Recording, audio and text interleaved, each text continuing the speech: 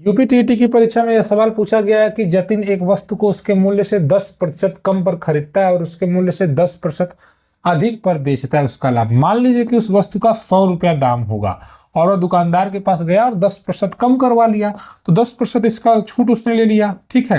तो अगर 100 रुपए की चीज है और 10% आप अगर छोड़ देंगे तो 100 रुपए का 10% कितना होता है? 10 ही होता है, आप जानते ही हैं इस बात को। तो 100 का 10 अगर छूटेगा तो कितना होगा? 90 रुपए। इसका मतलब उस वस्तु को उसने 90 रुपए में खरीदा। अब कह रहा है कि उसके मूल्य से 10% अधिक पर बेच दिया, और जब बेच रहा है तो जो उसका मूल्य था 100 रुपए, इससे 10% ज्यादा, तो अभी आपने 10% निकाला था, 10 आया था, तो 10 पे ज्यादा बेच दिया, तो 110 में बेच दिया। कितने में? 110 में बेच दिया। पूछ रहा है कि बताओ कि लाभ उसको कितना हो रहा है। तो घर से लगाया कितना? 90, कमाया कितना? 110, मतलब कि 110 प्राप्त किया। तो फायदा कितने का हुआ? 20 का फायदा हुआ। बोलिए हुआ कि नहीं हुआ?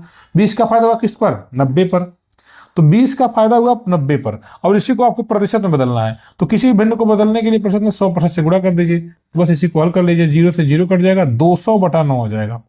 200/9%। इसको आप अगर भाग देंगे तो 9 दूना 18, फिर 9 दूना 18, तो 22 सही 2/9% हो जाएगा, जो कि विकल्प संख्या सी में दिया गया है। इतनी आसानी से आपने इस सवाल को लगा दिया। अगर आप यूपीटीटी की तैयारी करते हैं तो इस चैनल को सब्सक्राइब करें।